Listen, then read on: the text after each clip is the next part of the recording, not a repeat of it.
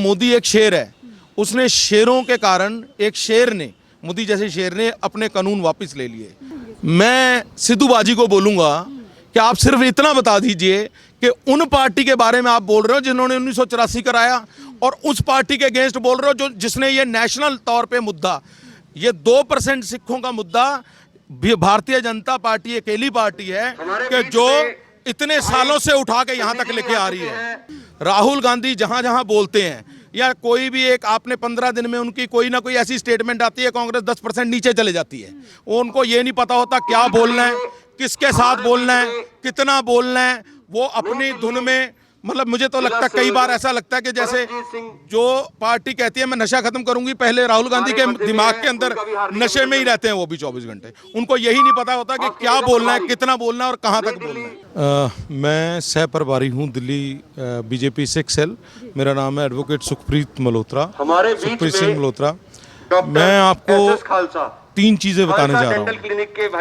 पहली चीज, वो भी आ चुके हैं, उनका भी हार्दिक अभिनंदन है। मोदी जी के रैली का डर हर विपक्ष पार्टी को होता है। जैसे ही मोदी जी पांव धरते हैं ना जिस स्टेट में, तो 15% पावर विपक्ष की उनके पास आ जाती है। 15% एक रैली पे। अगर वो 7 रैलियां अपनी कंप्लीट कर लेंगे, इनको पता है, सबको पता है, एक एक हृदय में बसते हैं। एक शेर है वो शेर, उन्होंने शेरों के लिए वो कानून वापस ले लिए। हम अपने सिख कौम को शेरों के साथ संबोधित करते हैं। सिख कौम एक शेरों जैसी है और वो मोदी एक शेर है, उसने शेरों के कारण एक शेर ने, मोदी जैसे शेर ने अपने कानून वापस ले लिए। पहली चीज़। दूसरी चीज़, उनको पता था कि ये कानून किसानों के हित में है, लेकिन उन्होंने वापस लिए, ये देश हित में है। उनकी पूरी स्टेटमेंट अगर आप सुनोगे। नंबर दूसरे पे है ये बात कि आज कोई भी, मैं विपक्ष पक्ष, कुछ लोग तो अपनी उसमें गिरी पड़ी है। कांग्रेस का ये 2 स्टेट बची हैं, राजस्थान और पंजाब। ये आपसी लड़ाई में हमारे बीच में बिल्कुल जीरो होने वाले हैं। आने वाला टाइम इनका उन दोनों स्टेट में जीरो हो जाएंगी। आ चुके हैं, उनको हार्दिक अभिनंदन है। मेरे प्रधानमंत्री को, जिसको पूरा वर्ल्ड सबका फेवरेट प्रधानमंत्री है, वो लोगों के दिलों में बसने वाले प्रधानमंत्री को जब ये इस तरीके से रोकने की कोशिश कर रहे हैं, तो इनकी मानसिकता वहीं से दर्शाती है कि ये चाहते हैं कि किसी तरीके ये सारी चीजें, ये इनको पता है कि जैसे जैसे प्रधानमंत्री वहां जाएंगे, ये यही चीज पीक पे आ जानी है। और प्रधानमंत्री, मैं आपको ये जरूर कहूंगा, बीजेपी का पंजाब के अंदर ऐसा परचम होगा कि मुख्यमंत्री जो बनेगा ना पंजाब का, वो बिना बीजेपी के मर्जी के नहीं बनने वाला। ये आज आपको मैं लिखित में दे सकता हूँ। नंबर जो इनकी दिमाग की बात है, जो इनकी मानसिकता है, वो मेरे प्रधानमंत्री को रोकने की मानसिकता तो इन्होंने पूरे देश में कर रखी है। ये पहले गुजरात से रोकते थे उनको, तो आज वो पीएम बन गए। आज ये इनको यहाँ पंजाब से रोकना चाहते हैं। 2 स्टेटें बची हैं इनके पास। अगर ये दोनों स्टेट में दोबारा कांग्रेस वापसी नहीं करेगी, मेरे प्रधानमंत्री और मेरी बीजेपी और मेरी सिख कौम का भी आज ये श्राप है कांग्रेस को, क्योंकि इन्होंने 1984 में हम लोगों को दबाया था। तो ये जो कांग्रेस है वो भारत मुक्त कांग्रेस हो जाएगी। मैं सिख विरोधी बीजेपी को बता रहे हैं, नवजोत सिंह सिद्धू बोल रहे हैं पंजाबियों को बदनाम करने की कोशिश है और ये पूरा नाटक षड्यंत्र रचा गया है प्रधानमंत्री की तरफ से। आप क्या कहेंगे? मैं सिद्धू बाजी को बोलूंगा कि आप सिर्फ इतना बता दीजिए कि उन पार्टी के बारे में आप बोल रहे हो जिन्होंने 1984 कराया और उस पार्टी के अगेंस्ट बोल रहे हो जो जिसने ये नेशनल तौर पे मुद्दा, ये 2% सिखों का मुद्दा, भारतीय जनता पार्टी अकेली पार्टी है कि जो इतने सालों से उठा के यहां तक लेके आ रही है। कितने साल हो गए जब कोई पार्टी एग्जिस्टेंस भी नहीं करती थी, यहां श्रोमणी अकाली दल उठाता था ये मुद्दा, और यहां नेशनल लेवल की पार्टी एक ही पार्टी थी कि जो पार्टी 1984 के लिए सिखों के हकों के लिए लड़ती थी, वो पार्टी है भारतीय जनता पार्टी। प्रॉब्लम ये है उनका या चन्नी का या किसी और का, इनका माइंडसेट खत्म हो चुका है। उनको कोई रास्ता नजर नहीं आ रहा। उन्होंने पूरे पंजाब में जहां से बसें चलनी थी, सब जगह से गुंडागर्दी, वीडियो है जी, आप प्लीज डिस्प्ले करना वीडियो को, अगर आपके पास ना हो तो मैं भेजता हूं। कम से कम 25 से 30 जगहों से 10-10, 15-15 बसें जो चलनी थी पंजाब से, वो बसें जो है वो बसों को रोका गया गुंडागर्दी द्वारा। कांग्रेस के गुंडों ने क्रांतिकारी कोई, वह भी आ चुके हैं, उनका भी हार्दिक अभिनंदन है। मैं कह रहा हूं कांग्रेसी गुंडों ने एक क्रांतिकारी किसान दल बनाया। मैं आपको वीडियो भेज सकता हूं जहां पे वो पिटाई कर रहे हैं, वो मार रहे हैं, लोगों को थ्रेट कर रहे हैं कि अगर तुम बसों पे चढ़ोगे तो हम मारेंगे।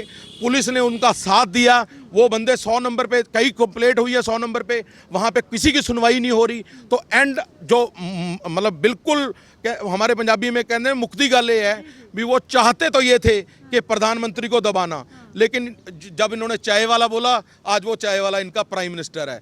अब जो ये जो पंजाब में जो हरकतें कर रहे हैं ना जी, साढ़े तक कहावत है होर दसूनी होए, हमने और डबल होते जाना है। ये बीजेपी, मैं अभी आपको कह रहा हूं, ये बीजेपी भारतीय जनता पार्टी की मर्जी के बगैर अगला पंजाब का सीएम उसके बगैर नहीं बनेगा। ये आपको बिल्कुल हम लिखित में दे सकते हैं। आपने लिखा हुआ है यहाँ पर, और कितने गर्त में जाएगी कांग्रेस और उसकी मानसिकता। तो कांग्रेस को सीधा सीधा टारगेट कर रहे हैं राहुल गांधी, सोनिया गांधी, क्योंकि पोस्टर्स पे भी आपने लिखा हुआ है। क्या कहना चाहेंगे, कांग्रेस ने क्या षड्यंत्र रचा था? सर, कांग्रेस अपनी कांग्रेस की षड्यंत्र कांग्रेस को खुद ही नहीं पता रहता। वो अपने खुद के पैर में गड्ढा गोलते हैं। राहुल गांधी जहां जहां बोलते हैं, या कोई भी एक आपने 15 दिन में उनकी कोई ना कोई ऐसी स्टेटमेंट आती है, कांग्रेस 10% नीचे चले जाती है। वो उनको ये नहीं पता होता क्या बोलना है, किसके साथ बोलना है, कितना बोलना है। वो अपनी धुन में, मतलब मुझे तो लगता है कई बार ऐसा लगता है कि जैसे जो पार्टी कहती है मैं नशा खत्म करूंगी, पहले राहुल गांधी के दिमाग के अंदर नशे में ही रहते हैं वो भी 24 घंटे। उनको यही नहीं पता होता कि क्या बोलना है, कितना बोलना है और कहां तक बोलना है। उनके बोलने के जैसे ही वो बोलते हैं, उसी टाइम जो है वो कांग्रेस पार्टी जो होती है वो 10% नीचे चले जाती है।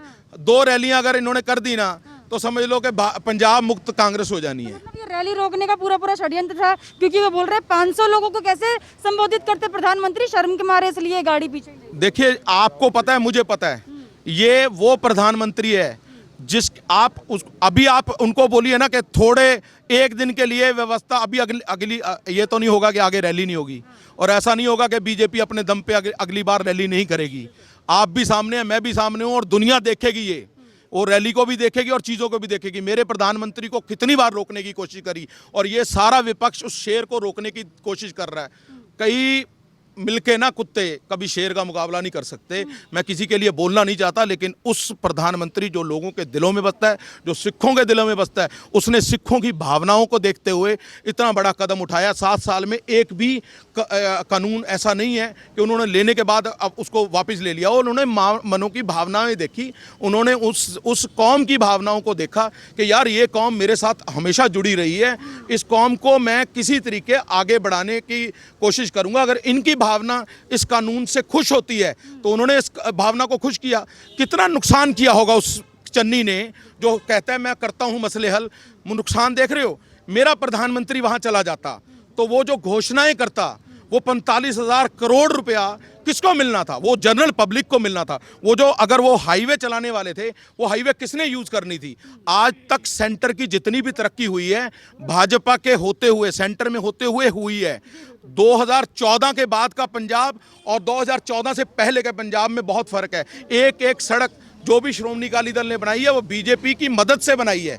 ये सबको पता है। सेंटर में अगर बीजेपी ना होती तो वहां इस लेवल की वो ना होती। आज अगर कांग्रेस के जो एक्स चीफ मिनिस्टर हैं, जो कि कैप्टन अमरिंदर सिंह, वो अगर कांग्रेस छोड़ के बाहर आए और बीजेपी उनको दिख रही है सारी पार्टियों में से बढ़िया, क्यों दिख रही है? उनको पता है कि जब जब उन्होंने पीएम को फोन किया कोरोना के लिए, मेरे पीएम ने दिल से मदद करी। उन्होंने ये नहीं देखा कि ये इसका धर्म मुस्लिम है, इसका धर्म सिख है, इसका धर्म हिंदू है या इसका धर्म कोई और है। उन्होंने सिर्फ एक ही चीज़ देखी कि वहाँ रहता हुआ आदमी, मेरी 130 करोड़ जनसंख्या जिसको वो प्रधानमंत्री रिप्रेजेंट करते थे, उसका एक हिस्सा है। उसको उन्होंने कोरोना के टाइम पे इतनी मदद करी। यहाँ कोई और जितनी भी इतनी मुश्किलें आई हैं पूरे देशों में, जहाँ हाहाकार मची थी, मेरे प्रधानमंत्री ने इकॉनमी को दोबारा वापस भी लेके आए हैं। आज जीडीपी देखेंगे आप, दोबारा हो गई है कि सारे देश जहाँ मुश्किलों में फिर रहे हैं, मेरे प्रधानमंत्री ने अपनी स्ट्रेटजी बना के लोगों को इसकी समस्याओं का हल करके दिया है। तो मेरा मानना है कि ये कितना मर्जी दबा लें, ये दबा लें किसी भी तरीके से, ये जितना दबाएंगे बीजेपी को, बीजेपी 3 गुना होके ऊपर उठेगी। हमारे बीजेपी के अध्यक्ष आदर्श जी ने कहा कि नहीं, ये मुद्दे के ऊपर हम सब लोगों को इकट्ठा होना चाहिए। हमारे प्रधानमंत्री के कोई दबाने की कोशिश करेगा तो हम सिखों को आगे होके उसको दिखाना है हमें कि हमारी कौम हमेशा बीजेपी के साथ है, क्योंकि बीजेपी ने हमेशा हमें बड़े भाई का दर्जा दिया है। सिख कौम को हमेशा उन्होंने बड़े भाई का दर्जा दिया है। उन्होंने गुरु गोविंद सिंह जी को अपने आदर्श माना हुआ है। उन्होंने हर तरीके से पार्टी का आगे बढ़ाने के लिए, सिखों को आगे बढ़ाने के लिए, सिखों की मनोदशा आगे बढ़ाने के लिए आगे किया। हमारे जो अध्यक्ष हैं सरदार कुलविंदर सिंह बंटी, उन्होंने, हमने कल भी हम कांग्रेस के मुख्यालय के बाहर कल भी जाके आए हैं, हम उनको वहीं जाके धमकी दे के आए हैं, भी तुमने ये काम किया है ना जो, इससे हमारे दिलों को आहत किया है। इस पूरी समक्ष में सोनिया गांधी, राहुल गांधी और प्रियंका गांधी तीनों को माफ़ी मांगनी चाहिए। इन्होंने आज तक 1984 की माफ़ी नहीं मांगी, ऊपर से माफ़ी मांग के आगे से कमलनाथ को सीएम बनाते हैं, पीछे से वही जगदीश टाइटलर। इनकी भावना देखो, एक तरफ हम लोगों को जलाते हैं, दूसरी तरफ उस आदमी को बनाते हैं जिसने हमें जलाया है। उस आदमी को आज भी जगदीश टाइटलर को इनकी शय प्राप्त है। तो हम लोगों को एक बार दिल से इन लोगों को एक बार दिखाना पड़ेगा। मेरी गुजारिश है पूरे पंजाब को, बहुत लोग हैं पंजाब में जो इनके डर से अपने आप को मतलब इनके गुंडागर्दी से अपने आप को कल नहीं ऊपर कर पाए, लेकिन सोशल मीडिया और व्हाट्सएप, और तीसरी जो सबसे बड़ी चोट है वो हमें भारत ने दे रखी है, कॉन्स्टिट्यूशन ऑफ इंडिया ने दे रखी है, वो है मोहर लगाने की, वोट डालने की चोट। आप देखना वहाँ का हिंदू और सिख भाईचारा जो कि अपने आप में दम रखता है सरकार को बदलने के लिए, वही सरकार बदल के दिखाएगा इन लोगों की। और बहुत ज़्यादा आप देखना आगे जाके ये होने वाला है, ये कोई बहुत दूर की बात नहीं दिखेगी।